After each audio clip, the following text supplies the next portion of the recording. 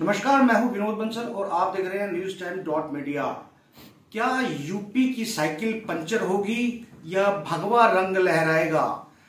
हमने अपने आखिरी सर्वे में यह पाया था कि जहां पर लोग पलायन करने को मजबूर थे, वही आज जिंदा दिली से यूपी में रहने के लिए आ रहे हैं। उसका एक कारण यह भी है क्योंकि जब से बीजेपी वहां पर आई है, वहां पर जो गुंडई थे वह भूमाफिया हो गए हैं या उन्हें जेलों में डाल दिया गया है। आज हमारे साथ बीजेपी के वरिष्ठ नेता एवं प्रदेश उपाध्यक्ष श्री श्याम जाजू जी हमारे साथ हैं। ज्यादा बात करने के लिए हमारे साथ आज श्याम जाजू जी हैं। श्याम जी, बहुत बहुत स्वागत आपका। नमस्कार। क्या लगता है कि यूपी में जिस तरीके से गुंडा राज खत्म हुआ, मुस्लिम महिलाओं को आजादी मिली, तो क्या कहना चाहेंगे? क्योंकि इस वक्त प्रचार का भी काफी गर्म माहौल है। यूपी देश का सबसे बड़ा प्रदेश, कानून व्यवस्था इतनी लचीली और जिस प्रकार की थी, तो कोई भी वहां उद्योजक, वहां का प्रतिष्ठित आदमी वहां रुक नहीं सकता था। इस प्रकार की स्थिति थी। महिलाओं का उत्पीड़न हो रहा था, कानून व्यवस्था नहीं थी। इन सब बातों पर योगी सरकार की सबसे बड़ी उपलब्धि कोई होगी तो वहां कानून का राज आया है, स्थिर स्थावर आई है और 5 साल में एक भी दंगा फसाद वहां यूपी में हुआ नहीं। ये पहला कार्यकाल है आजादी के बाद का। फिर किसानों के अकाउंट में हर साल जो 6,000 रुपए जा रहे, महिलाओं के लिए जिस प्रकार का काम हुआ है, वहां इंफ्रास्ट्रक्चर का काम हुआ है, मेडिकल कॉलेजेस बढ़े हैं, ये सब बातें ये बता रही है कि यूपी का पलायन अब बंद हो गया है। यूपी का आदमी यूपी में स्थिर स्थावर हो गया है और वो अपने को एक अच्छा सुरक्षित महसूस कर रहा है।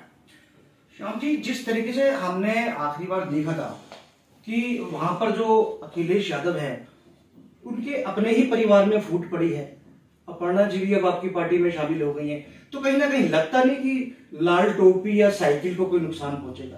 ऐसा है, लोग उस पार्टी में जाते जिस पार्टी के जीतने का फ्यूचर ब्राइट होता है। तो स्वाभाविक रूप से यूपी हो, उत्तराखंड हो, सभी जगह पे जो ज्यादातर लोग बीजेपी में आ रहे हैं। बहुत अच्छे कर्तृत्ववान लोग पार्टी में आ रहे हैं, अपनी पार्टी छोड़ के आ रहे हैं और कई लोगों का अपने पार्टी का भरोसा उड़ गया कि अब अपने पार्टी से कोई उम्मीद कर नहीं सकते। उनको भारतीय जनता पार्टी एक सशक्त और समर्थ विकल्प के रूप में उनके सामने खड़ी है। कैराना में लोग पलायन करने को मजबूर थे, जगह जगह बोर्ड लगे हुए थे कि यह मकान बिकाऊ है, यह मकान बिकाऊ है। लेकिन जब से योगी जी आए हैं, ऐसा क्या हुआ है वहां पर जो लोग अब पलायन करने को मजबूर नहीं है, बल्कि अब वहां पर कंधे से कंधा मिलाकर चलने को? श्याम जी, हमने आखिरी सर्वे किया था, उस सर्वे के अनुसार जो मुस्लिम महिलाएं हैं वह खुल के तो नहीं बोल पाई, लेकिन कहीं ना कहीं उन्होंने बीजेपी को एक पक्ष जिसको मजबूत कह सकते हैं वह बताया। तो क्या कहते हैं कि 3 तलाक की वजह से यह वोट बैंक भी आपके पास आ रहा है?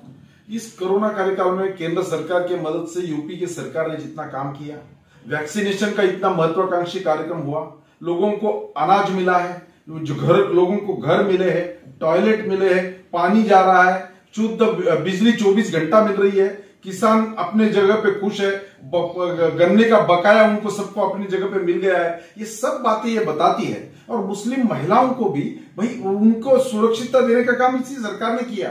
ट्रिपल तलाक कानून करने की हिम्मत किसकी थी? राजीव गांधी के टाइम तो वो कर नहीं सके थे। उसके लिए पार्लियामेंट में कानून पारित कर ये काम हमने किया है और इसमें पूरा जो विकास का काम हुआ, इसमें कई भी धर्म, धार्मिक, जातीय, प्रांतीय कोई भेदभाव ना करते हुए पूरा प्रदेश इसका लाभार्थी है। तो इसके लिए स्वाभाविक रूप से हमारे अनुकूल हवा बन गई है और लोग योगी जी के नाम से, मोदी जी के नाम से वोट करने को तैयार है।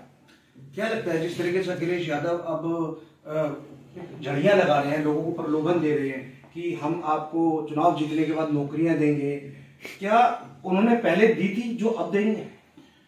जब योगी जी की सरकार आई थी, वहां बेरोजगारी का रेशो था 18%, आज वो 4.5% बचा है।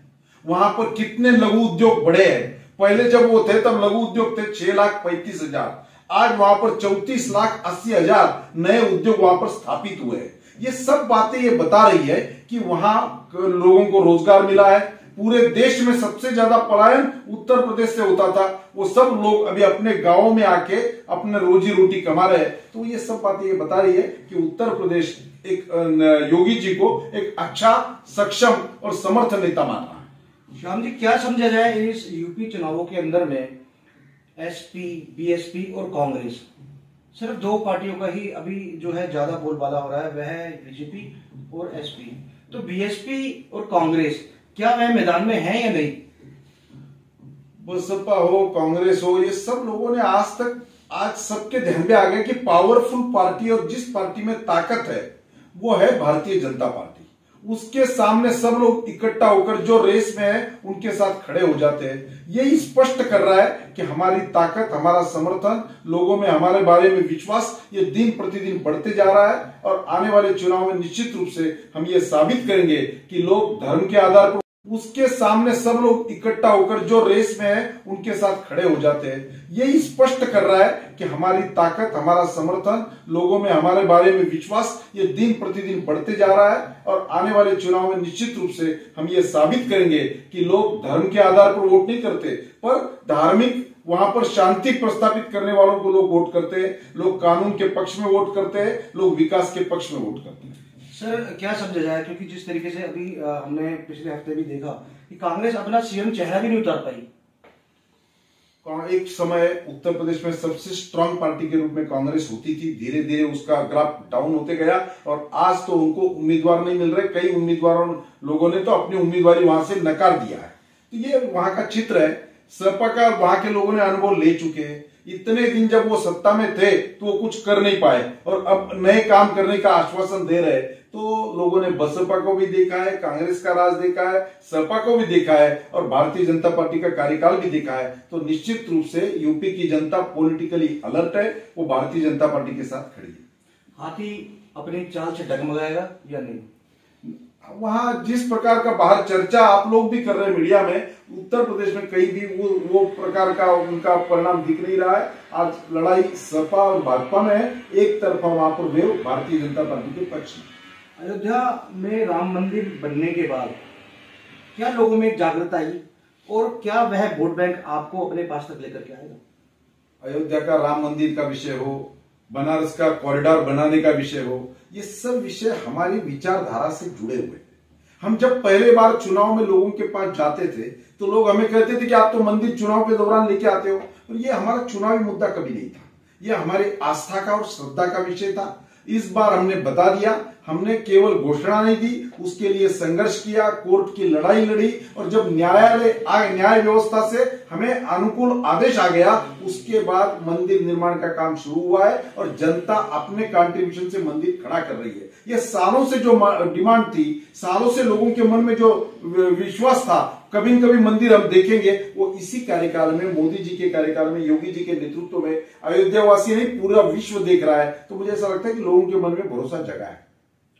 तो आप देख रहे हैं बीजेपी के वरिष्ठ नेता श्याम जाजू जी जो कह रहे हैं कि यूपी में खिलेगा तो कमल ही, साइकिल नहीं चल पाएगी, क्योंकि साइकिल की सवारी वहां के लोग कर करके थक गए हैं। अब उन्हें चाहिए तो कमल भी वह इसलिए क्योंकि वह शांति का प्रतीक है, धर्म की आस्था का प्रतीक है। आप देखते रहिए न्यूज़ टाइम .मीडिया।